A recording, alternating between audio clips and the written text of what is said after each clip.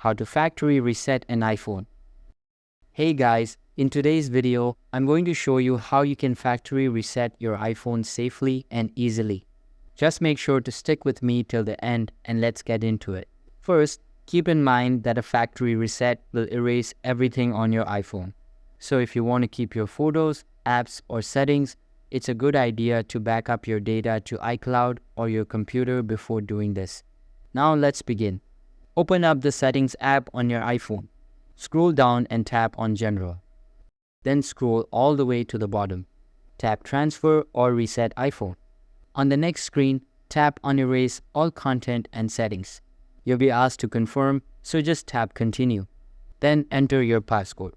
After that, you'll also need to enter your Apple ID password to disable activation lock. Once that's done, your iPhone will begin wiping all data and settings, basically returning it to the state it was in when it came out of the box. After the reset, you'll be greeted with the Hello screen and can set up your iPhone as new or restore from a backup. That's all for today's guide. If this helped you out, be sure to like the video and subscribe for more iPhone tips and tutorials. Thanks for watching.